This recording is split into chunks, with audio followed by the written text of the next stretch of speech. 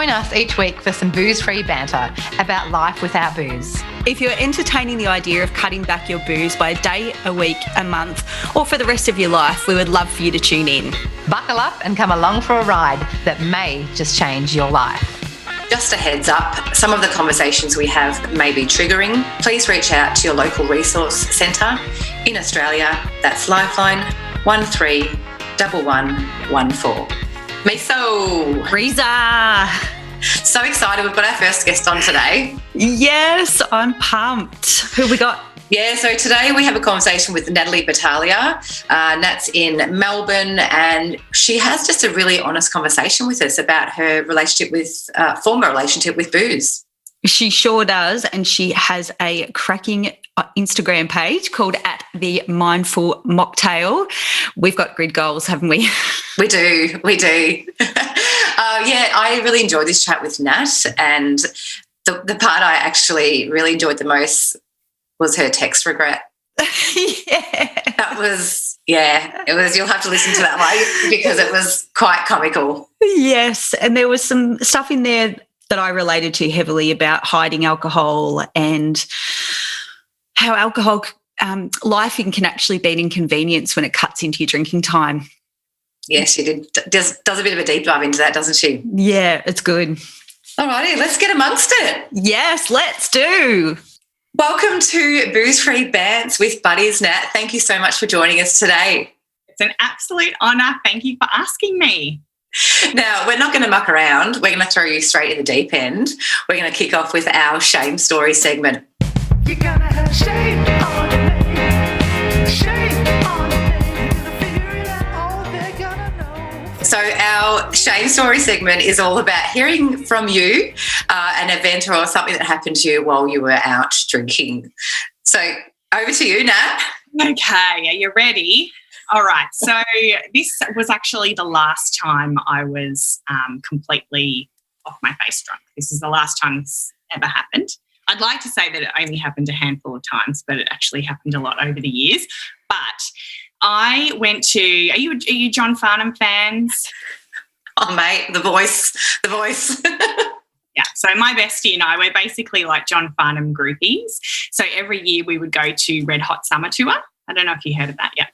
So we would go to Red Hot Summer Tour, and we would drink all day. It's always a day thing, and sort of come wobbling back home. Anyway, this was a couple of years ago now, and I had said to my friend, it was actually around the time I was really starting to assess my relationship with alcohol, and I had said to my friend, look, I don't think I'm going to drink. I think I'm just going to it was going to be a really hot day, and you know what it's like drinking in the sun. It's a recipe for disaster. And I said to my friend, look, I'm just going to have a day without drinking. Anyway, of course, bless her heart, she, gave me the old nudge and said, no, you're not. So I decided to drink. Anyway, long story short, I only remember half of the day. So we were there for about, you're sort of there for about 7 hours all up. By about hour 4, I just don't remember anything from that point. It wasn't even dark yet or anything. We drank so many wines. You know how they put like a drink limit on how many wines you can buy at a time. So we were buying 4 at a time. And once it got towards the end, I could really tell, I don't even remember those last few hours. So we go and we get the Uber home, and I said to my friend, I'm like, I'm really not feeling good. I'm not feeling good. She's like, it's okay. We've just got to get home. It's only a half an hour drive. You'll be fine. You'll be fine. Anyway, I ended up vomiting in the Uber. Oh, on that. It wasn't just like your normal vomit. It came out of nowhere. So it like hits the back of the seat. And, starts, going down the seat. Luckily, the driver was he was lovely. I would have been livid if it was my car. But he was lovely. So we're there on the side of the road. I'm like crouched down in the gutter, still being sick. My friend and the Uber driver are trying to clean the car. And I got back in, we all got back in the car, got home. My husband had forgotten to leave the door open. So I'm having to jump the fence and woke my husband up, woke my kids up. It was just a disaster. And this is on a Sunday night, mind you. Ooh, school the next day. Yeah, my husband has to work the next day, and I ended up vomiting in the bath for hours and then falling asleep on the floor. And the next day, I had planned, every year I go to Chadstone, which is like a big shopping centre near our house, and I had planned to do all my Christmas shopping that day. It's like my favourite day of the year, doing this Christmas shopping, and I just had to cancel my whole day. So, and the day in total, once I got the bill from Uber for the cleaning, had a look at how much I'd spent for, you know, on drinks and everything else. It came close to $800. So it was just a disaster. And it's a shame because I look back on those photos of that day now and I'm like, I know that I had a good time, but now all I can remember is that, you know, is that vomiting in the bath. Yeah. And it's it takes the shine off the day, doesn't it? It's ended in an absolute disastrous, you know, event after what would have been a cracking day.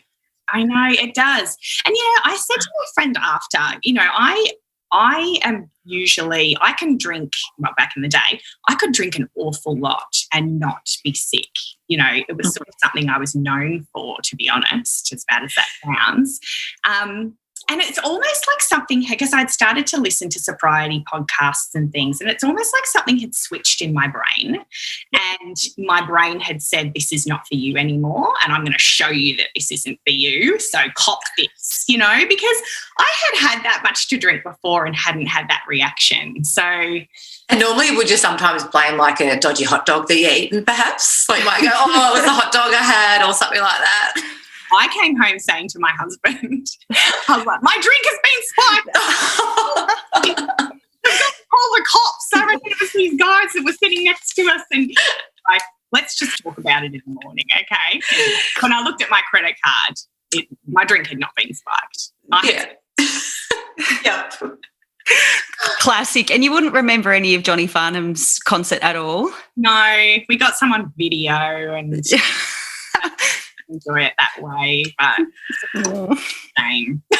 Such a shame. And did you spend any time the next day sort of like, did you go through those self-loathing patterns that I know Meso and I have experienced? Yeah, big time. And yeah, I think a big part of it for me too was I planned to get my kids' Christmas shopping done that day, and I was working all the way up until Christmas. Like, it was only 10 days before Christmas. It was the 14th of December. And I had one of those moments where I know it's sort of bad. Like, that's not a great story regardless of whether you're in your teens or your 20s or whatever. But I had that moment where I looked at myself in the mirror and said, you're in your mid-30s and you're a mother. What is wrong with you? Why are you throwing up in Ubers and not able to do your own kids' Christmas shopping? Like, I really came down hard on myself about it. And, yeah, it was a turning point for me. A way that had to happen, you know, for me to trying to figure out what was going on. Yeah. And would you say, Nat, you've forgiven yourself now, like, for that event? I have. I've learned a lot about alcohol now and what it does to us and why it's not easy to go somewhere like that or even just a normal day. It's not easy to have just one drink. You know, there's a science behind it. There's a reason why you have one drink and then you want more and then you want more. So I think once I started educating myself on why I was doing what I was doing, I was able to forgive myself.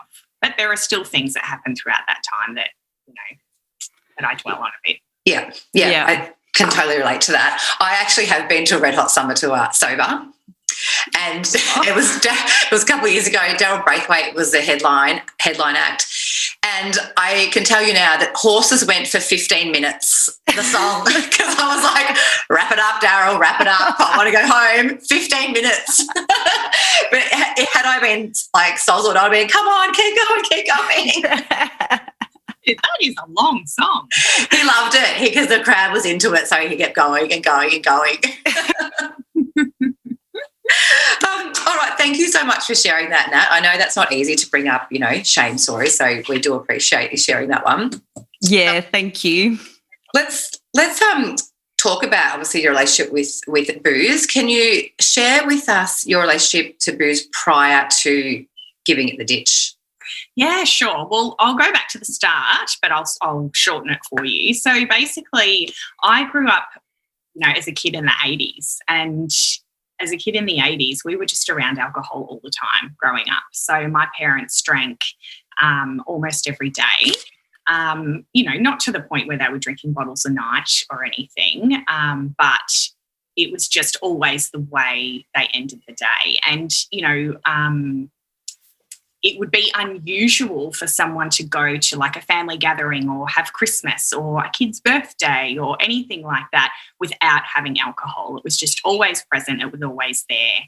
And the way we would, I would watch mum and dad, comment about, things like, oh, I had a rough day at work, let's have an extra glass of wine tonight. There was just always that conversation around alcohol. But my parents and I have had plenty of conversations about that. And, at the end of the day, like we were happy kids, we were safe, we were loved. It certainly didn't affect the way they parented us at all, even though I know my mum especially, has regrets about, I guess, how I ended up forming my relationship with alcohol. And a lot of it has to do with the fact of the way I was brought up and, the way alcohol was spoken about. So anyway, fast forward to when I met my first boyfriend and we moved out, I basically adopted those same drinking habits. So I would come home from work every day, I would have wine. He was a big drinker too, so we thought it was great. And, back in the day, it didn't really matter. It certainly wasn't affecting my performance at work. I had quite a high pressure job, but I loved it. And, we could be selfish. We didn't have kids, apart from, making sure we got to work and did our jobs well and everything. We could pretty much do what we wanted with our time. And it didn't matter if we were hungover on a weekend and had slept till midday, And in some of the, I would go out with my friends and we would drink and stay out till the wee hours, and then sometimes we would just do that multiple nights in a row. And they were some of the best times of my life. I can't deny it. It wasn't an issue. But when it did become an issue was when I broke up from that relationship, and then, some time went by, I met someone else, and he didn't really drink at all. And he's my husband now. And he, once again, we just fell into this pattern of he was always the driver, I was always the drinker. We didn't have any kids. Life was good. We just, did what we did and went to parties, and it just worked for us. And there was never an issue. A few times he sort of said to me, oh, you think you need to ease up? You're drinking a lot. But it never became a thing. I just say, don't be ridiculous. This is just what we do, and it's fine. It's not a worry. Once again, looking at the fact that my parents had always done it, so I didn't think that it was a problem. Then when everything changed was when we had kids, and I found motherhood really tough. I'm not good in the newborn stage at all. I just don't do those first sort of 3 or 4 months very well at all. And I was sort of rebelling against the fact that I wasn't able to do what I used to do and go out and drink and everything else. So I effectively kept up the same drinking pace at home instead. And I'd gone from going out for dinner, having a few glasses of wine with a friend and enhancing what was, already a good experience, to downing a bottle of wine at home while I was folding the washing, looking after the kids, Did you almost use it as a reward system for yourself, Nat? It was the reward. Like, it was the reward, and it was the only reward that I gave myself. You know, when people used to say things to me like, just find a different way, go for a walk, I'd be like, go for a walk? What's no comparison? What are you talking about? You know, I see it now that was good advice, but it was my reward after a hard day. It was like, I deserve this. You know, gave you a little buzz. Gave me my buzz. And I'm quite an anxious person. Like, I'm prone to anxiety. So it numbed all of that down. It just sort of mellowed everything out a bit for me. And it was like it gave me a bit of a break from reality. Took the edge off. Massively. Yeah. Can so relate. Were you surprised to learn that alcohol does cause anxiety? Yeah.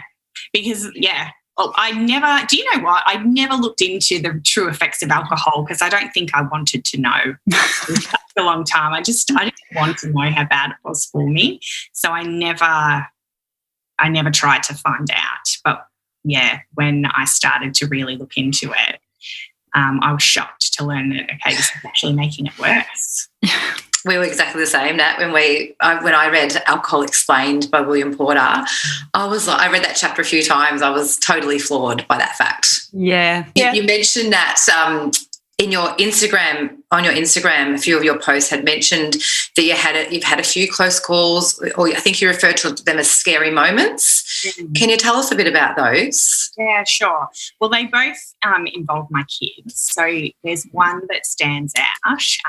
I used to, on a Friday afternoon, I used to have this thing. I used to drink every night, mind you. So, but anyway, I used to drink every night, but on a Friday I was allowed to open a bottle of wine at 3:00. That was my reward after the week. So no matter where we were, if we were at the beach, it's a beautiful sunny day, I would make sure we were home by 3 so I could open that bottle of wine. If we were at the park, I would drag the kids home. If someone asked me to do a play date on a Friday afternoon, I would deliberately say no, because it's like, that's my time, 3:00 on a Friday. Anyway, there was one afternoon I was like, my husband obviously wasn't home either. It's just me looking after the kids alone. And I would just put them in front of the TV. And this day I was a few glasses in and I was on my phone, standing at the kitchen bench, and I noticed the front door was open. We've got quite a high balcony on our patio sort of thing. And my kids were very young at the time, and my 1-year-old, he'd just started walking. Anyway, I ran outside as soon as I saw the door open, and he was up on one of the pot plants, like trying to hoik himself up over, and it's a long drop. Oh. And, you could argue, I remember telling people about it, and lots of people tried to, make me feel better. That could have happened any time. That could have happened when you were putting the washing out. That could have happened. And you know what? That's true, maybe, but probably not. Yeah. I wasn't paying attention. I was doing my Friday afternoon reward. I was standing at the kitchen bench on my phone, and I just wasn't paying attention. And I just shudder to think what might have happened. So that was horrible. And then the other one was when actually the defining moment for me, and when I decided to have an alcohol-free month. My grandma had passed away, and I was putting together the photos for her eulogy. And it was a Saturday afternoon, so my husband was home, but I had taken a bottle, it was mid-afternoon, I'd taken a bottle of champagne down to the study and said, I'm going to lock myself in the study because I need to get this slideshow done for the funeral next week. And, you've got the kids kind of thing. And he was meal prepping, doing his lunches, and he had all these nuts on the bench. And he was portioning out his nuts for his food for the next few days. And he came down the hallway and said, Nat, could you just come here for a sec? And I could tell in his voice that something wasn't right. And I went down the hallway, and my son, my oldest son, he was having an anaphylactic reaction to the nuts. Oh. We didn't even know that he was allergic to nuts. So this was a huge shock. And I just remember my first thought was I was pissed off because I was going to have to stop drinking. Wow. Yep. So, this is like, yeah, you talk about like shame stories. This is like that deep shame where that was the first thing I thought. Like, you're joking, aren't you? Yeah. You know? Anyway, it was fleeting, but it was there. And then I sprang into action. We called the ambulance. Everything was fine. He's fine. And, but what the heck is what I thought to myself. I can relate. I've wanted to avoid friends or put off things because it's going to interrupt with my drinking time. I've had a similar thought process, Nat, so I can understand for sure. Yeah. And I think there would be mums listening to this podcast too, Nat, that were also going, yep, I can totally relate to that. It's like when your kid hurts themselves, like after you've, had a few drinks and you think, oh my gosh, am I going to have to stop now? This is so, you're sitting there hurt. And I don't know, I look back and I do wonder what on earth I was thinking, but it just had such a hold on me. Anyway, it wasn't long after that I, went into my alcohol-free month, which we can go into. Yeah. Great. I'll flick over to you, Meso. Yeah, so tell us, Nat, what tools have you used to help ditch the booze? What have you gone to help you on your alcohol-free journey? Very soon after that happened with my son and his allergic reaction, I found Annie Grace. So Annie Grace from the Naked Vine. So she's written an amazing book. Yep, read that one. It's a ripper. I've got it. Breeza sent it to me. Incredible. I actually initially found her on a podcast at the gym, and I remember listening to her first episode and just thinking, oh my gosh, this woman is me. She started talking about waking up at 3 o'clock in the morning with anxiety. Yeah. And I remember I was at the gym at the time and I just stopped what I was doing and I was just frozen. I just could not believe that she was like she was inside my head. Everything she was saying was exactly what I was experiencing. And I signed up to her 30-day alcohol-free experiment. That was in January of last year. And that was during that time we would, put into a Facebook group where I met so many people that I am still in contact with now. And, reading that book and doing those 30 days just taught me so much about alcohol and why it is so such a pull for an awful lot of us. And after that, I threw myself into the alcohol-free space and was listening to all the podcasts and reading all the books. Sunshine Warm Sober by Catherine Gray is also a really good one. She initially wrote The Unexpected Joy of Being Sober. Oh, yes. Yep. I reckon I read that one years ago. Yes. Yeah, it's an oldie. Yeah. With Like a Woman with Holly Whitaker is also a really great one. So yeah, I've just finished that one actually, Nat. Yeah. Was there any podcast that you recommend besides ours? Was first and foremost, of course. And I mainly listen to the Annie Grace podcast. So I think it's called This Naked Mind. Yeah, it is. Yep. And she has such, regular guests on that. I think I did get to a point where I was all sobriety-ed out. Is that a word? Yeah. I know what you mean, yes. So I pretty much, because, we're lucky. There's so much out there. But sometimes, when I had the podcast in during the day and then I was reading about it at night, I think it's necessary. I think it's necessary early on, but then as you become more used to it as a way of life, you don't need it as much. So now every now and then if I need a little boost, I'll still listen to the podcasts or Yeah. I was actually interested that when you said, so you ditched it in Jan 2020, which obviously we then went into a global pandemic. How did you find those early days of sobriety? Well, so I did the 30-day alcohol experiment in Jan, and then I actually tried to moderate for a couple of months after that. So February, March, I thought, totally got a handle on this. Now that I know about alcohol, I'll be able to control it, for sure. Even though all the experts were telling me otherwise, I know better than them. Of course you do.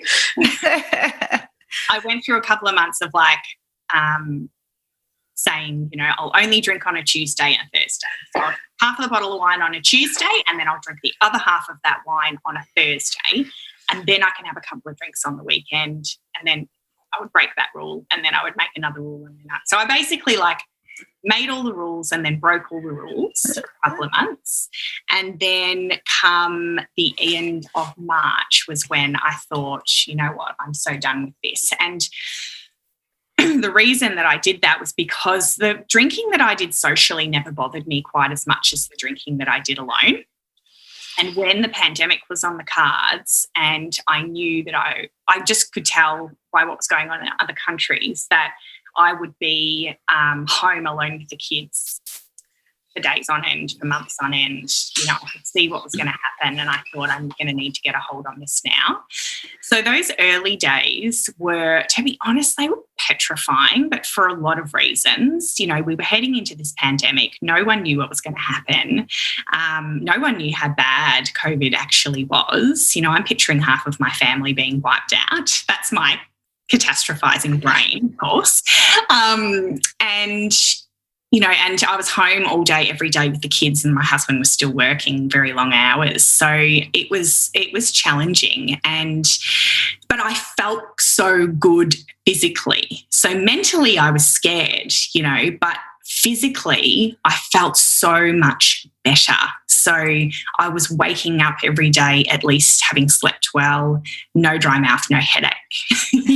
Starting the day well made such a huge difference. But I just missed that 5 o'clock drink. That was my one of the reasons why I started making drinks at home. Yeah, I see you mentioned in Instagram, you say you felt pissed off in the early days. Is that because you couldn't have that 5 o'clock drink? Yeah, I was pissed off about that. I was pissed off about, like, every little thing was pissing me off. I'm so grumpy. But I think a lot of it, I said to my mum at one stage, it was like drinking was my meditation, because at 5 o'clock or whatever time it was, I could stand there, I could, drink this substance that would totally just bring me down and mellow me out. And then I didn't have that. So it was like, what do I have to look forward to during the days? Like, I'm going to have to find something to replace this thing that makes me happy. How do I do that? So I was just really shitty, because I think my brain wasn't having that downtime, and, I wasn't having that downtime. I didn't know what to do to treat myself other than drinking. And then, you throw the small, subject of the pandemic in there as well. And yeah, it was a bit of a rough time, but I just felt so good, and I was starting to get these little sparks of natural joy come back, every now and then, when something made me excited or something made me happy. I would get that gorgeous little, like, kid on Christmas Day type feeling where, that I hadn't had for years. I didn't think that I could get those little sparks of joy anymore. So it came back, but it did take time. I love that. Clarity and joy. Yes. Good. Let's talk about your Instagram page, Nat. We've got grid goals. Firstly, Breezer and I were talking about it the other day, how beautifully curated it is, stunning work. But tell us, with that first post that you dropped in April 2020, did it just blow up from there? And by the way, Arbery Afloat, one of my favourite bars ever. We frequent there quite a lot. So stunning place. Over to you. Yes, love it there. It's so beautiful. April, I put up my first post, and you would have seen in that post on Instagram, my initial thoughts were, I'm going to give shout outs to restaurants and bars, in Melbourne, who just do this alcohol-free thing really well. And because, you know, so many places I went to, there was pages and pages of alcoholic drinks, and then like a tiny little thing next to the kids section for non-alcoholic. You know, and it sort of makes you feel left out of the party. So, yeah, but then, of course, COVID happened and, you know, most of hospitality shut down, so I wasn't able to do that. And I'd started making these mocktails at home, and that's why I thought, you know what, well, let's start there. Let's at least start sharing something. And then I started sharing some of my story as well, which really resonated with a lot of people. So I put my first post up in April, and honestly, it just took off really quickly. I think it was like one of the first sobriety accounts of its kind out there, like someone focusing purely on non-alcoholic drinks and making them like fun and easy and sophisticated. And it just had such a great response. And that's it's been a sobriety tool, you know, going back to the question about sobriety tools. You know, it's something that holds me accountable, and connecting with people all over the world who are in the same boat, and, you know, we all just get each other. You know, it's a really beautiful thing. So it just had such a great reaction from the very first post I put up.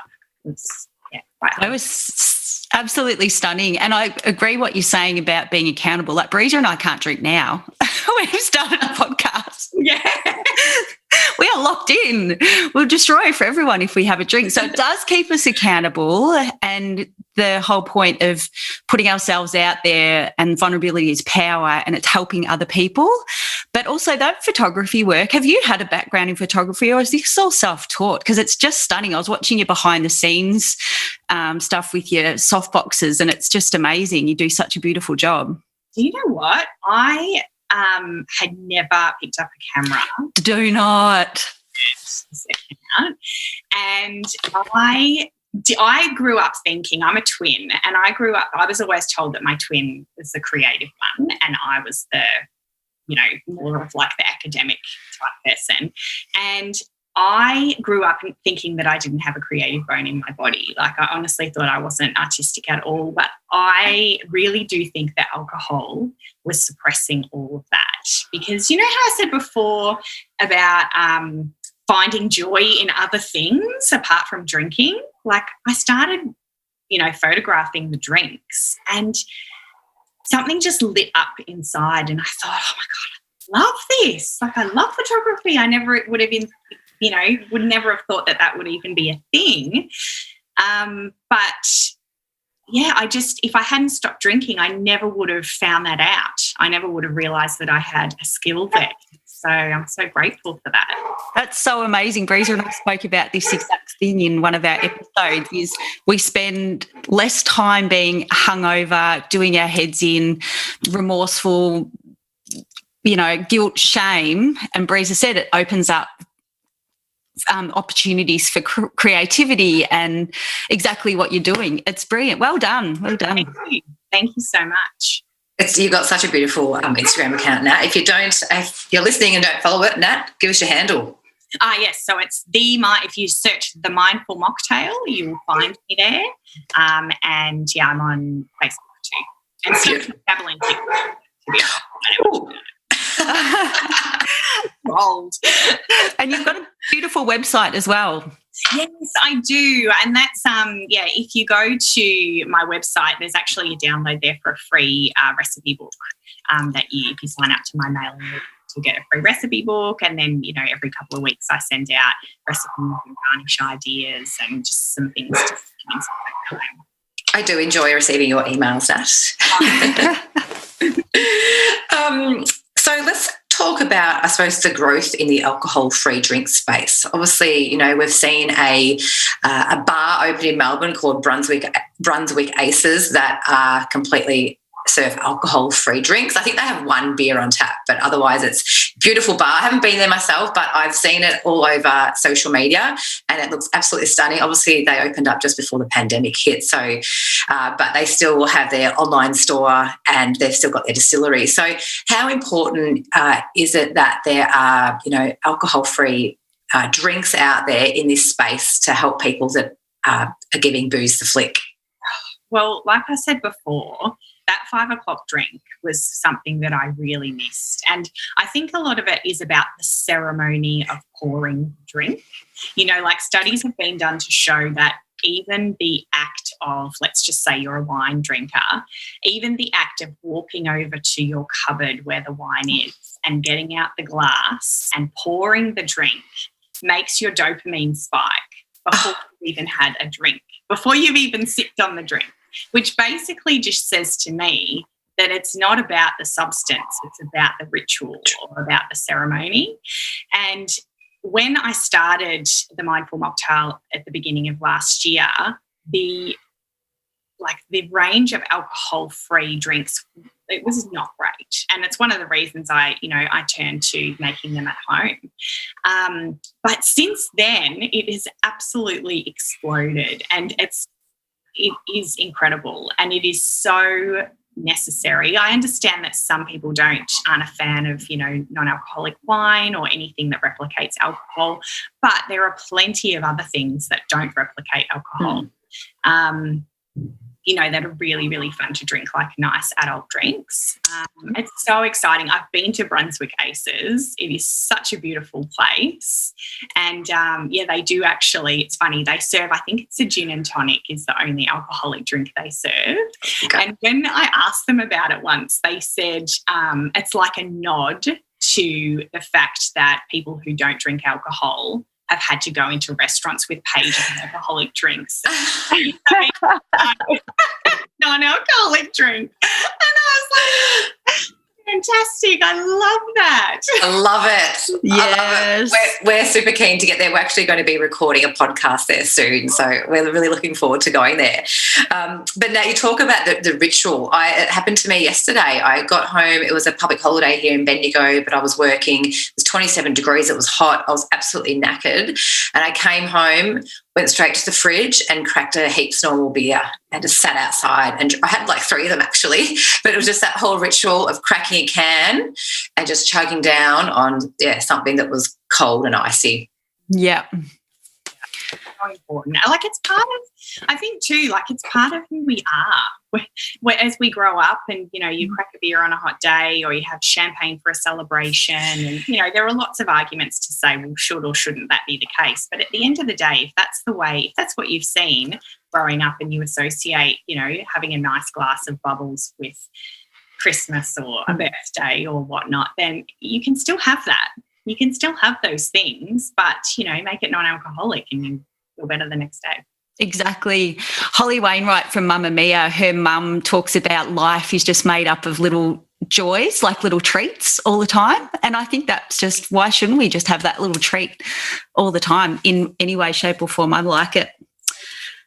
Tell us, Nat, the benefits that you've been experiencing since ditching the booze. Tell us what you've noticed. Well, I've mellowed out a lot. Imagine you not being mellow though, Nat. So I used to snap at the kids all the time. That was, that was a big, it was something that I always wanted to change about myself, and I could never quite figure out why I was snapping all the time. And when I look back now, I just think it was because I was feeling unwell a lot of the time. I was unwell a lot of the time. I was hungover a lot of the time, headachy and dry mouth and everything else. So, I'm calmer than what I was before. And my kids, like my oldest, he's commented over the last couple of years, it's happening, Mum. That's awesome. No more snappy natty. Gosh, don't adopt that as a nickname. I think that is a huge thing. And I'm also a big believer in, like, the way you start your day sets you up for the day. And because for so many years I would wake up feeling so horrible, I really do think that just set the pattern for the day. And now I go to bed early. I'm not drinking, obviously. And I think too, when you make these different health choices, it prompts you to be healthy in other areas of your life. You know, you end up sort of eating better and dabbling in things like meditation and exercising more and, you know, all of those things.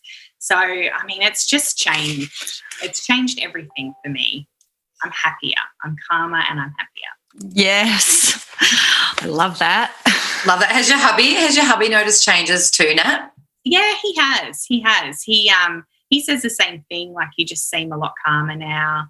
It's a shame, you know, that the pandemic had to happen when it did, though, because I think the stress like that was removed from the you know, the anxiety that the alcohol was causing, you know, then we had this big life event happen with the pandemic, which caused different stresses. Like, I think if we'd put the both together, like drinking while the pandemic was happening, it just would have been an absolute disaster.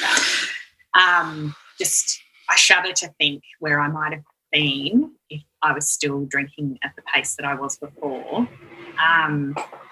But look, he has commented that you just seem happier, more like mellow is a word that he uses. Love it. So, Nat, if people are listening to our podcast and, you know, perhaps starting to question their relationship with alcohol, what advice would you give them? Well, I think if you're questioning it, then you know that there's something not quite right. You know, like people who are comfortable with their relationship with alcohol just don't question it. You know, it just is what it is. So I would start having a look at the big world of sobriety that's out there. I would start with something like This Naked Mind, because it's just it's a great book. It's non-preachy, it's just fact-driven. And, you know, we're so careful about everything else we put into our bodies. You know, why are we not, you know, looking at alcohol and what it does to us, you know, physically and mentally? So that would be my advice. Start just educating yourself on alcohol and what it does to you, and then you can make an informed decision. And just know, I've never uttered the words, "I'm never drinking again," ever.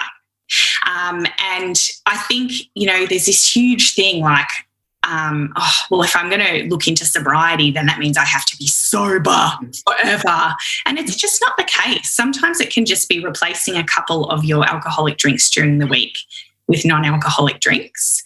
And you don't have to start out and say, right, I'm going to do 3 months or 6 months, or the big statement of I'm never drinking again. You know, you can just start small, start with today.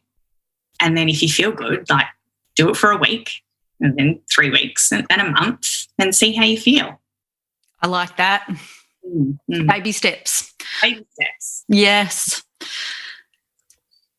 You touched on it before, Nat. You were. I'll ask the question: what would life look like for you if you didn't ditch the booze? I don't even know what to say to this one. I think I would be miserable. I like to think that I would have got a handle on it eventually, but I really think with the way the world has been for the last 18 months, I would have struggled so much more than what I did throughout lockdowns and homeschooling and everything else. I don't think my relationship would be as good as what it is with my husband, you know, because quite often when I was drinking, he would come home from work and I would have already had a bottle of wine, but pretended I was just like opening a bottle of wine for the first time. And we were starting to have little fights here and there about that. And, you know, I lost faith in myself because I couldn't get a handle on the alcohol. You know, I would make all these promises to myself and then I would break those promises. And I just lost who I was and lost faith in who I was. So Yep. I think I would still be carrying all of that if I was drinking now. I hope that answers your question. It does. And there's one thing I want to ask in there as well. Actually, there was two things. One was with your husband not drinking, but also hiding alcohol. I've hidden alcohol, so I totally understand that. Hid it in a keep cup or hid it in a keep cup. Hid it in lots of keep cups. Do you want to tell us a bit more about that if you're comfortable telling about hiding alcohol? Yeah, sure. Well, the main way, it's really funny because my husband and I, like, he's such an easygoing guy, and he wouldn't, he never really had a go about the alcohol thing until we got towards the end, and then we were starting to have little fights here and there that I think would have escalated. But I would, instead of like pouring the bottle of wine out on the bench, and bringing the bottle out onto the bench, I would hide it in the cupboard, and I would keep the glass and the bottle of wine in the cupboard and pour it there, because for some reason, it just was less confronting that I was refilling again or opening another bottle. I was doing it so that he couldn't see and so that the kids couldn't see. And then one day I just started taking the recycling bin out. We all know how that sounds. It's thanks so much for, helping out and taking the recycling. You're welcome, babe. It's not a problem. But it was just because I didn't want him to feel the weight of the bin and all of the glasses, in there and everything. But as I said, the funny thing is he actually never said much about it. He was very much like, that's what she does. It makes her happy. It doesn't really affect our life otherwise. If that's what she wants to do, that's fine. So really, I was only hiding it from myself. I knew deep down that there was something wrong with the fact that I was opening a second bottle by 6 p.m. I knew that it wasn't right that the bin was as heavy as it was, because that meant there are all the bottles that I have had to drink in the last week or two. It was in me. So really I was just trying to hide it from myself. Yeah, and if he felt the heaviness of that bin, then he'd question you, which he probably wouldn't even notice. No. Not at all, but you never wanted to be faced with that question or being sprung. That's right. But it was only your stuff. It was all me. It was me. I knew that it wasn't right what I was doing. And that when you did ditch the booze, did you openly tell people about it? Not for a while. No, I was very nervous because I didn't trust myself in the beginning not to go back. I just lost a lot of faith in myself. And, I think maybe that's part of the reason why I've never made the grand announcement of, I'm never, ever drinking again, because, they're strong words, they're fighting words. I told my close friends and I told my mum what I was doing, and she was probably one of the hardest to tell, to be honest, because, she knew what was going on with me, and, we'd spoken about alcohol over the years, but we'd never had that conversation about maybe my childhood had a bit to do with my relationship with alcohol now. But funny thing, actually, sorry to change topic slightly, after she saw how great I felt, she stopped drinking.